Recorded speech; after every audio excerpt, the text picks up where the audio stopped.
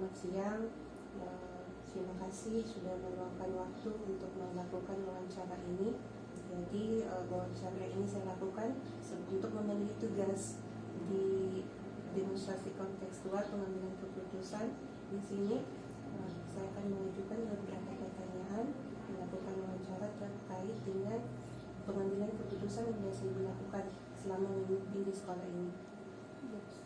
Baik Ibu, pertanyaan pertama di sini, bagaimana selama ini Ibu selaku pimpinan di sini mengidentifikasi masalah-masalah, apakah itu suatu kasus itu merupakan dilema etika atau rujukan moral? Baik Bu, kalau untuk kasus-kasus yang terjadi di sekolah dalam hal mengidentifikasi dilema etika atau rujukan moral, kalau kita melihat kasusnya itu benar versus benar, kalau kita mengambil keputusan A benar, sampai juga benar, maka itu tentu kita bisa identifikasi dia masuk ke dalam dilema etika.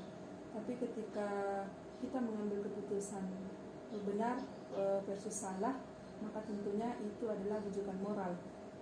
Untuk kasus dilema etika, semua keputusan yang kita ambil itu adalah benar. Apapun keputusannya itu adalah benar. Tapi tentunya kita harus melihat paradigma dalam pengambilan keputusan. Apakah keputusan itu berbasis kebajikan universal atau tidak? Apakah dia berbasis yang peduli atau tidak? Dan untuk kasus rujukan moral, tidak ada pilihan. Tentunya dalam hal ini selama keputusan itu melanggar dari aturan yang ada, maka kita harus mengambil langkah yang keputusan yang benar. Ya, seperti itu. Baik Ibu, pertanyaan selanjutnya, Ya. bagaimana Ibu menjalankan pengambilan keputusan di sekolah Ibu, terutama untuk kasus-kasus dilema etika? Baik, kalau yang selama ini jika terjadi kasus benar versus benar dalam hal dilema etika ini, tentunya saya akan melihat dulu fakta yang terjadi. Saya akan menelusuri, melihat dari kasus yang ada. Kalau memang kasusnya itu membutuhkan bukan hanya saya sebagai penanggung jawab yang harus mengambil keputusan, maka kasusnya akan saya tangguhkan untuk kemudian memanggil pihak-pihak ataupun Mapolsek atau pihak sekolah yang berhubungan dengan kasus tersebut. Jika berhubungan dengan kasus yang dalam tanda kutip bahwa tidak bisa saya mengambil keputusan pada saat itu juga, tentu saya harus memikirkan tindakan ataupun hasil atau keputusan daripada hasil dari keputusan yang saya buat. Nah, terus tapi untuk keputusan yang tidak terlalu urgent, yang pada saat itu juga saya bisa mengambil keputusan, maka saya akan melihat bahwa saya akan meninjau fakta yang dibalik dari sebuah keputusan itu, bahwa memang apa yang mendasari keputusan yang saya buat itu adalah kepentingan untuk orang banyak, ataupun kepentingan bahwa tidak menyalahi daripada kebajikan universal ataupun kebajikan yang hal-hal yang selama ini yang terjadi di dalam lingkungan sekolah kita. Itu untuk keputusan dilema etika. Jadi Ibu membedakan antara yang betul-betul urgent yang harus Ibu rapatkan dengan mungkin misalnya dengan Mapolsek, dan ada juga yang bisa langsung Ibu putuskan sendiri tanpa rapatkan dengan Bapak Ibu yang lain. Baik, Ibu lanjut ke pertanyaan yang ketiga. Jadi di dalam pengambilan keputusan, langkah-langkah atau prosedur seperti apa yang biasa Ibu lakukan? Baik, kalau misalnya dalam pengambilan keputusan itu tentunya kita harus mengacu pada 9 langkah dalam pengambilan keputusan. Yang pertama kita harus mengenali nilai-nilai yang saling bertentangan dalam kasus tersebut. Yang kedua, menentukan siapa saja yang terlibat dalam situasi ini. Terus selanjutnya mengumpulkan fakta-fakta yang relevan dengan kasus tersebut. Tentu kita harus melihat apakah dalam kasus itu pengambilan keputusan itu tidak ada pihak yang dirugikan, apakah sudah berbasis daripada nilai-nilai kebijakan yang ada, dan juga tidak menyalahi atau tidak merasa nyaman dengan keputusan yang kita ambil tersebut. ketika dia dibawa ke dalam publikasi media, itu kita tidak merasa bahwa keputusan yang kita ambil ini justru membuat bumerang buat sekolah, terutama untuk peserta didik dan lingkungan sekolah kita sendiri. Terus yang selanjutnya kita bisa juga melakukan pengujian benar melawan benar. Kita juga bisa melakukan pengujian benar versus salah. Setelah itu barangkali dari pengujian itu nantinya kita lanjutkan dengan opsi trilema. Jadi ada tiga opsi yang bisa kita buat sebelum mengambil keputusan mana yang akan kita pilih dari ketiga opsi tersebut.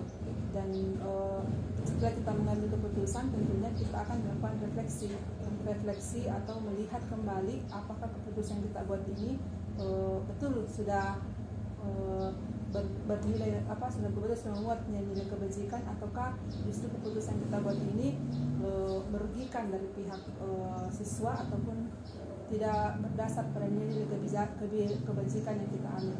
Baik Ibu, hal-hal apa saja yang selama ini Ibu anggap efektif di dalam pengambilan keputusan pada kasus dilema etika yang Ibu hadapi di sekolah ini? Baik, saat pengambilan keputusan ketika kita menghadapi dilema etika, maka ada nilai-nilai yang menurut saya sih, ketika nilai-nilai kebajikan yang kita anut itu bisa kita pertahankan, maka tentunya hal ini membantu sekali dalam pengambilan keputusan benar versus benar tersebut. Di dilema etika ini sendiri, yang mendasarinya tentunya ketika keputusan itu tidak bertentangan dengan nilai-nilai kebajikan yang kita anut tersebut, dan tentunya dalam mengambil keputusan tidak serta-merta harus dilaksanakan pada hal itu juga. Kita harus melihat hal-hal apa saja yang berpengaruh ketika pengambilan keputusan itu kita lakukan. Apakah merugikan siswa, ataukah merugikan guru, atau merugikan sekolah sendiri. Dan tentunya kita juga harus berpikir yang seperti tadi, bahwa di situ harus ada berpikir berbasis hasil akhir. Jadi ketika pengambilan keputusan itu kita lakukan, hasil akhirnya seperti apa? Tentunya kalau membuat keputusan itu berbanding terbalik dari kebajikan yang ada, kita harus berpikir ulang sebelum menerapkan keputusan yang kita ambil. Terus barangkali juga kita harus berpikir bahwa apakah keputusan ini tidak melanggar dari aturan-aturan yang ada. Karena jangan sampai kita menganggap bahwa ini adalah kasus dilema etika, ternyata yang terjadi dia adalah kasus bujukan moral, seperti itu. Jadi kita tidak bisa langsung saja mengambil keputusan tersebut. Terus mungkin juga kita juga harus yang terbaik itu, kalau saya sih, harus berpikir dengan berbasis rasa peduli. Jadi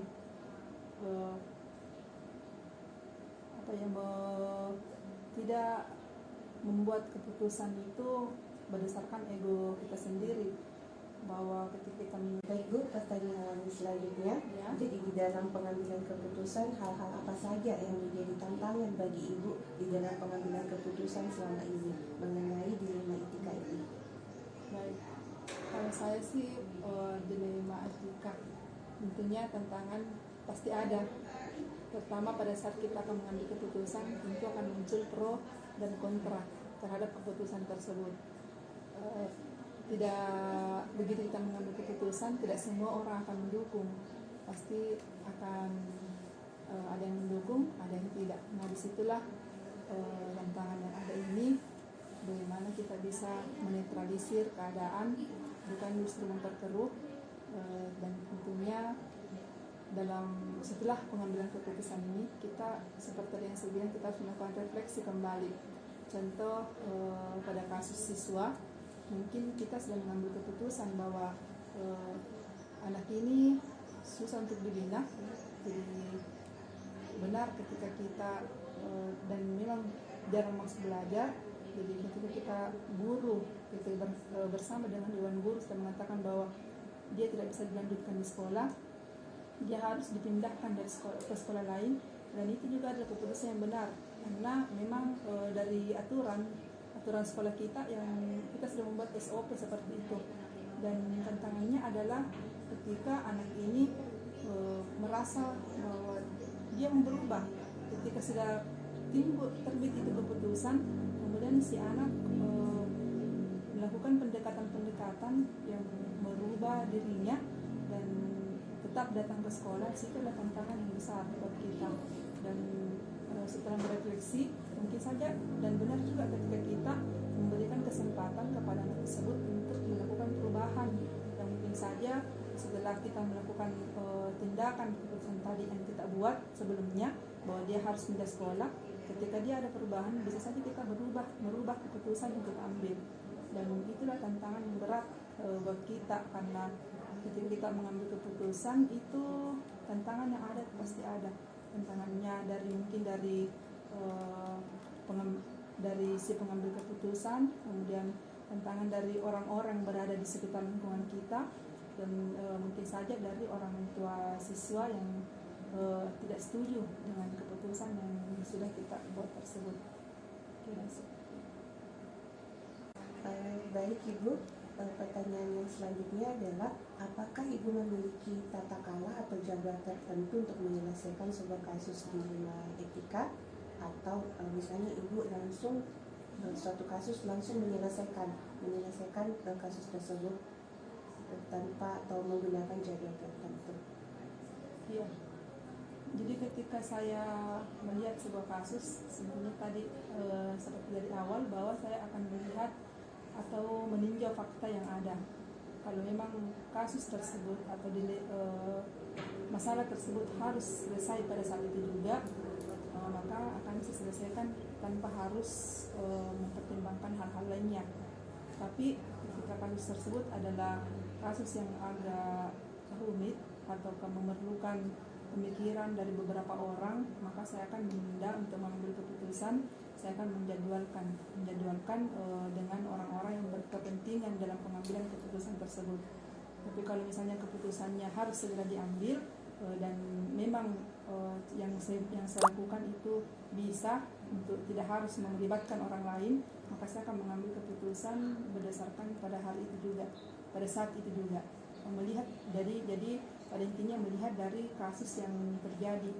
Kalau memang tidak membutuhkan orang lain dan bisa saya mengambilnya sendiri, mengambil keputusan, karena keputusan ini tidak harus semuanya harus melibatkan orang lain dalam hal pengambilan keputusan itu, maka saya akan mengambil keputusan itu pada hari itu juga, tergantung dari situasinya. Baik Ibu, di dalam pengambilan keputusan yang selama ini Ibu lakukan, adakah faktor yang mendukung atau membantu Ibu, ataukah seseorang misalnya yang membantu Ibu di dalam pengambilan keputusan yang dilema etika ini? Iya, kalau saya sih yang sangat membantu itu dalam hal saya harus melihat paradigma daripada pengambilan keputusan dari dilema etika. Apakah keputusan itu berbasis kebajikan?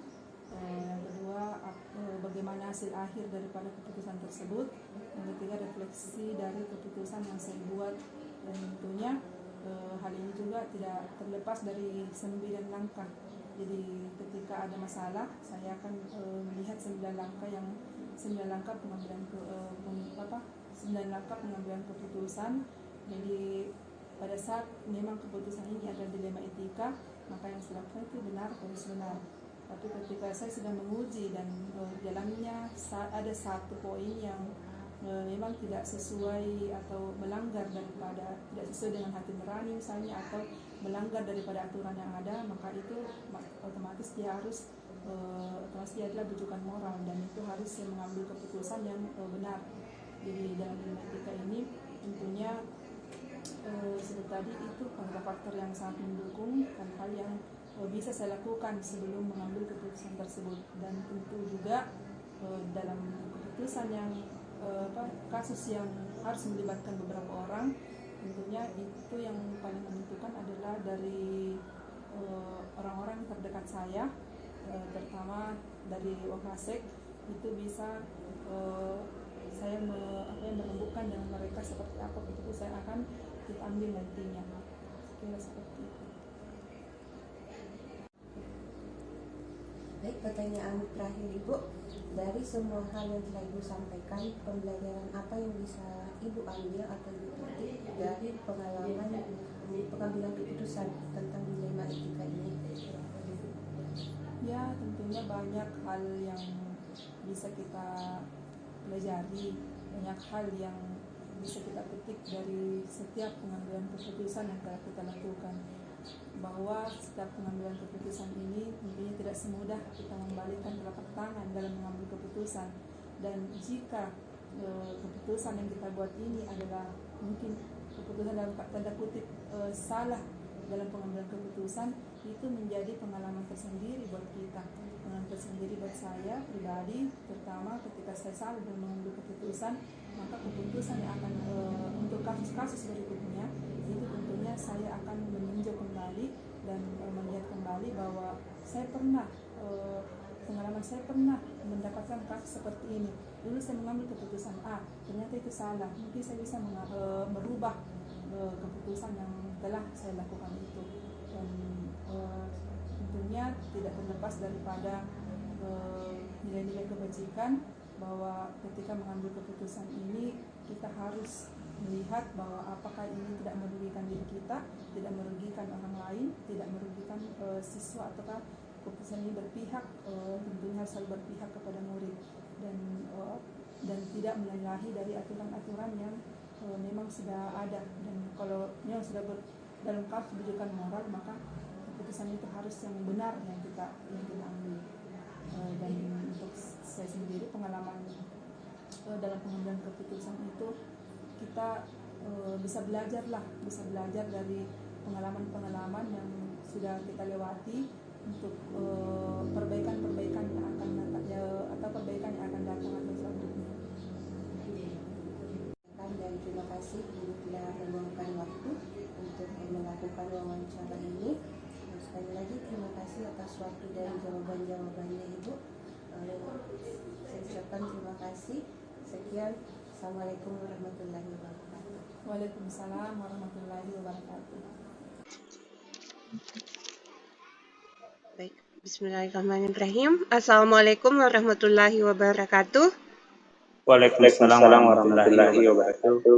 Sebelumnya saya mengucapkan banyak terima kasih kepada Bapak atas kesempatan dan waktunya, meluangkan waktu untuk melakukan wawancara ini. Jadi wawancara ini dilakukan sebagai pemenuhan tugas saya sebagai CGP Angkatan 7 untuk modul 3.1 pengambilan keputusan berbasis nilai-nilai kebajikan sebagai pemimpin. Jadi lewat kesempatan ini, wawancara ini akan melihat, menggali informasi dari Bapak sebagai kepala sekolah, bagaimana pengambilan keputusan yang selama ini Bapak lakukan di sekolah yang Bapak pimpin. Baik, mungkin bisa kita mulai ya Pak. Oke, siap. Baik, baik Pak. Pertanyaan pertama di sini, tentunya sebagai kepala sekolah, selama Bapak menjalani kepemimpinan di sekolah yang Bapak pimpin ini, tentu ada kasus-kasus yang Bapak alami atau tangani. Nah, bagaimana Bapak mengidentifikasi kasus yang Bapak tangani itu atau alami itu sebagai suatu kasus, apakah itu dilema etika ataukah sebagai bujukan moral? Silakan Pak. Oke. Selama saya sebagai kebetulan diberi wewenang, diberi tugas oleh pemerintah untuk menjadi pemimpin satuan pembelajaran di SMP Negeri 2 Dondri, kurang lebih 1 tahun. Ada beberapa hal yang sebenarnya membutuhkan perhatian ekstra saya sebagai pimpinan, baik itu ada hubungannya dengan manajemen sekolah maupun bagaimana manajemen organisasi. Terkait dengan itu ada beberapa hal yang muncul berkaitan dengan kasus atau masalah yang timbul. Untuk membedakannya yang manakah bujukan moral, yang manakah dilema etika, tentu dalam hal ini saya harus menganalisa betul bahwa kalau ini merupakan bujukan moral, maka ada penetapan ada yang benar, ada yang salah. Itu kan kalau bujukan moral yang jelas harus ada salah, harus ada benar. Sementara apabila kasusnya hanya merupakan suatu dilema etika dalam hal ini saya harus menganalisa kasus atau masalah tersebut, apakah individu lawan kelompok orang, apakah terkait dengan benar lawan kesetiaan, apakah hal itu adil atau belas kasihan, atau hanya merupakan persoalan-persoalan yang jangka pendek atau jangka panjang aja. Itu saja, harus dianalisa betul kasusnya. Saya pikir itu. Baik. Oh, jadi Bapak dalam menentukan, mengidentifikasi melalui analisa, Pak, ya? Ya, harus dianalisa. Oh, baik, Pak. Baik, Pak, lanjut ke pertanyaan yang kedua. Selama ini bagaimana Bapak menjalankan pengambilan keputusan di sekolah Bapak, terutama untuk kasus-kasus dilema etika yang Bapak hadapi tersebut? Terkait kasus yang ada hubungannya dengan dilema etika, saya harus sebagai pimpinan di sekolah, saya harus mengambil keputusan kalau tidak berdasarkan peraturan. Artinya saya harus melihat peraturan-peraturan yang ada, apakah peraturan dari Permen, apakah dari Bupati, Pemda, ataupun peraturan sekolah. Itu yang pertama. Artinya saya harus berbasis peraturan. Yang kedua, bisa saja apabila dilema etika itu terkait dengan masalah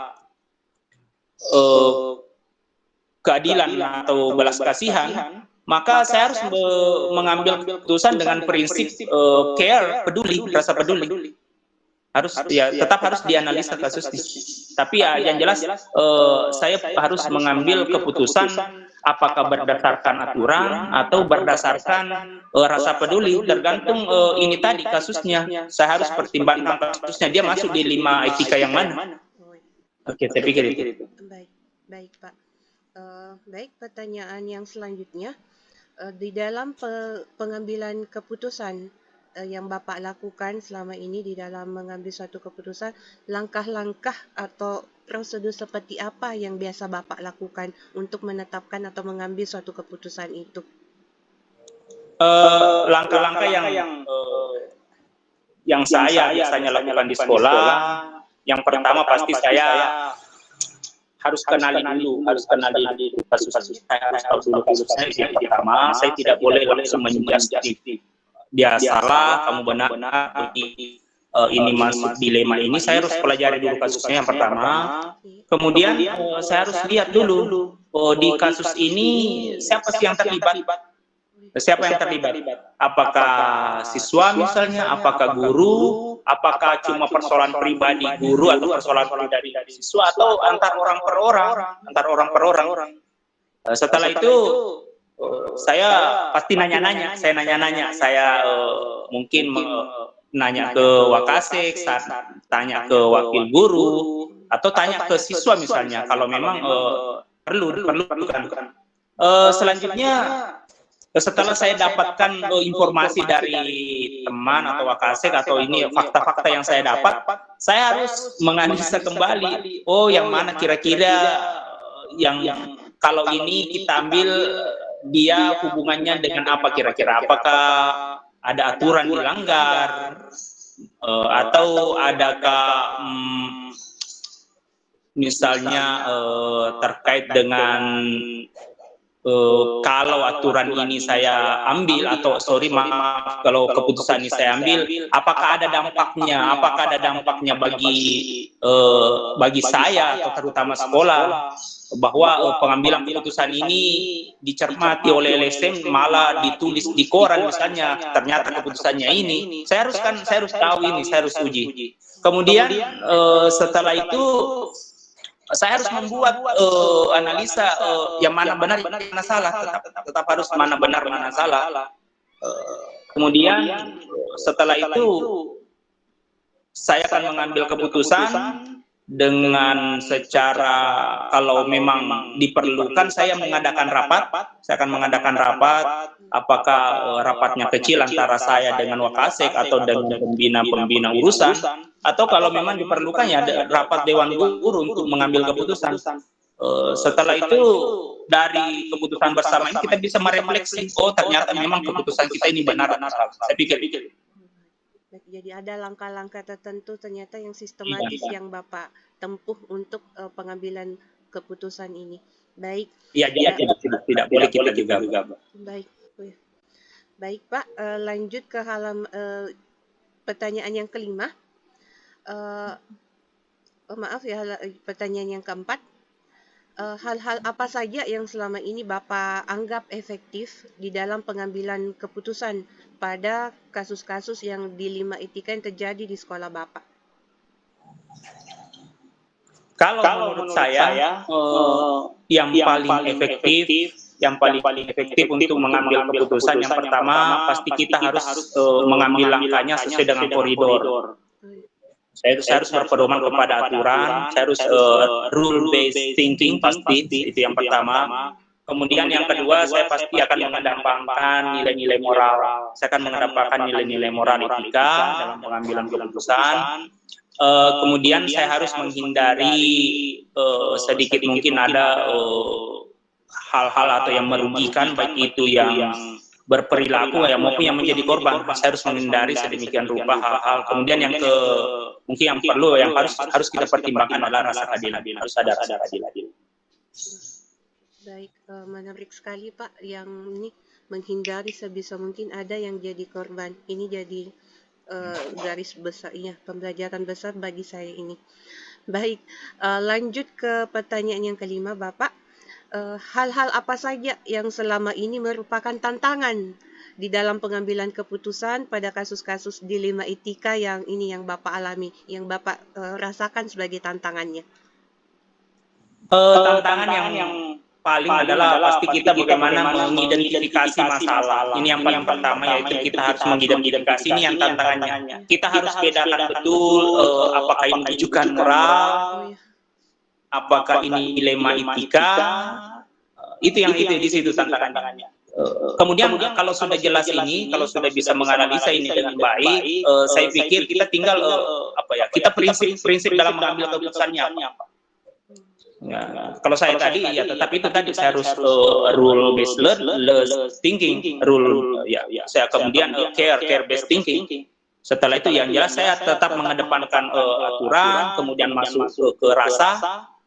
Kemudian selanjutnya tantangannya mungkin dari segi nilai-nilai moral budaya. Nilai-nilai moral budaya ini yang menjadi tantangan juga bagi saya mungkin. Bagaimana saya harus menggali nilai-nilai budaya setempat apabila keputusannya begini, apalagi yang berkaitan dengan terutama bujukan moral. Kalau terkait dengan bujukan moral biasanya pasti harus ada nilai-nilai moral budaya yang masuk. Kalau persoalan dilema etika, saya pikir menurut saya rule based thinking itu asal kita jalan dengan aturan yang ada, insya Allah tidak ada masalah. Kemudian yang tantangannya itu bagaimana kita merasa percaya diri. Ini yang pertama. Bagaimana kita merasa percaya diri, punya kemampuan dalam mengambil keputusan. Kita tidak boleh mengambil keputusan yang setengah-setengah. Sekali kita mengambil keputusan, kita harus yakin keputusan kita adalah benar. Saya pikir itu. Wah, luar biasa Pak. Artinya dia ini tadi yang saya garis bawahi juga, adanya ini yang moral budaya yang menjadi tantangan juga di dalam pengambilan keputusan ini selama yang ini Bapak hadapi. Baik Pak, Lanjut ke pertanyaan yang keenam. Apakah Bapak memiliki suatu tata kala atau jadual tertentu di dalam penyelesaian sebuah kasus D5 Etika? Ataukah misalnya Bapak langsung tidak menggunakan jadwal tetapi langsung menyelesaikan, misalnya begitu kasus terjadi, langsung menyelesaikannya dengan prosedur tertentu yang misalnya seperti SOP di sekolah Bapak itu sudah ada pakem tersendiri seperti itu? Atau misalnya harus ada jadwalnya untuk menyelesaikannya? Kalau tata pola tentang sebuah kasus tetap ada, apalagi terkait dengan kesiswaan misalnya. Kesiswaan itu sudah jelas prosedurnya apa, dia kemana dulu kalau ada kasusnya di mana. Yang jelas kalau saya contohkan misalkan kalau kasus pembelajaran misalnya, tetap guru mata pelajaran yang bertanggung jawab. Kalaupun nantinya tidak diselesaikan di lingkup mata pelajaran, maka dia bisa pindah ke wali kelas. Kalau toh nanti wali kelas belum mendapatkan suatu pencerahan yang lebih baik, ya bisa kita, yang jelas ada SOP-nya, bisa kita bawa ke BK, kemudian di BK diproses, kemudian kerjasama dengan orang tua siswa nanti masuk ke pimpinan. Itu jadi nanti terkendala di BK bisa konsultasi ke pimpinan. Jadi kalau memang hal-hal itu, kasus itu bisa diselesaikan di tingkat bawah, kenapa tidak diselesaikan? Kalau memang tidak usah lanjut ke tingkat atas, kenapa tidak? Saya pikir itu. Untuk beberapa kasus-kasus tertentu memang bisa diselesaikan secara langsung apabila kita melihat ada efek yang sedemikian besar. Kalau menunggu jadwal atau menunggu standar operasional atau SOP tertentu, saya pikir tidak ada salahnya apabila terkait misalnya contoh dengan rujukan moral yang bisa berdampak secara langsung, lebih baik secara kalau memang diselesaikan secepatnya, kenapa tidak menurut saya.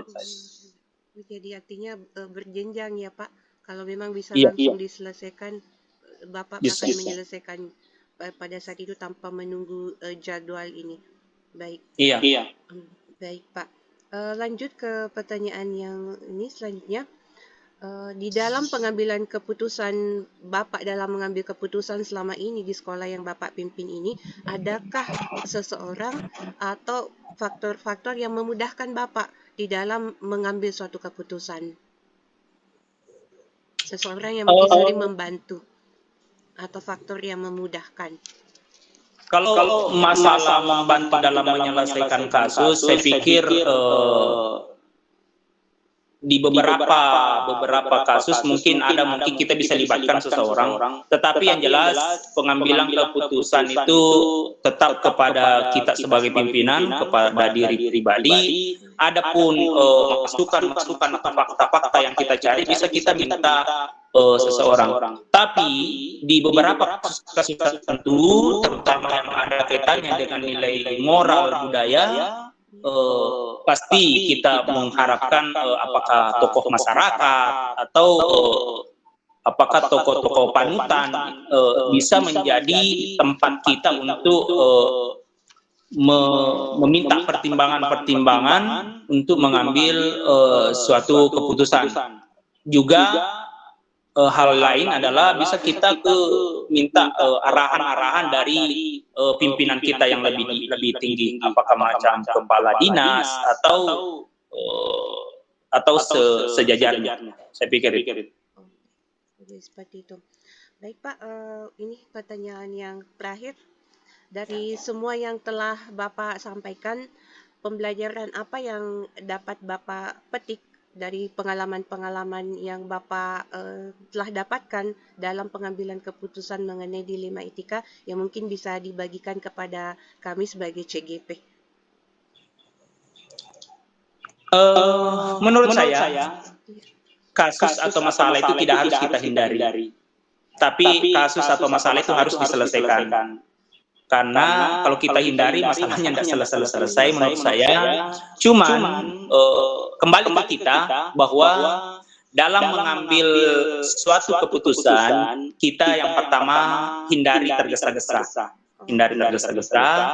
Kemudian yang kedua, tetap harus kita berjalan di koridor. Koridornya ini apakah koridor aturan apakah koridornya nilai moral. Dan yang ketiga yang mungkin perlu kita tambahkan, koridor nilai kemanusiaan dan ketuhanan. Saya pikir kita sebagai umat beragama dalam mengambil keputusan harus senantiasa berlandaskan nilai-nilai kemanusiaan dan keagamaan yang kita anut. Saya pikir itu. Wah, menarik sekali Pak, dan ini pembelajaran yang dibagikan kepada ini sangat luar biasa, dan mungkin saya sudah menyita waktu Bapak selama ini 17 menit, hampir 18 menit Pak. Tapi Ada luar apa-apa, biasa. Bu. Iya, Saya senang juga kalau berbagi begini. Saya senang juga. betul Pak, artinya walaupun ini untuk pemenuhan tugas, tetapi betul-betul ini ada sampai tadi dikatakan ada ini tadi yang ketuhanannya jangan dilupakan, kemudian jangan tergesa-gesa, kemudian ada juga yang jadi catatan saya yang tadi nilai apa lagi tadi, moral budayanya juga di dalam pengambilan keputusan yang kadang menjadi tantangan. Wah, baik. Ya. Itu demikian Pak yang ini kesempatan di wawancara ini. Sekali lagi saya mengucapkan terima kasih banyak atas waktu luang yang Bapak berikan. Semoga bantuan Bapak bernilai ibadah di sisi Allah Subhanahu wa taala. Sekali lagi terima kasih Pak. Ya. Sekali lagi terima kasih. Assalamualaikum warahmatullahi wabarakatuh. Waalaikumsalam warahmatullahi wabarakatuh.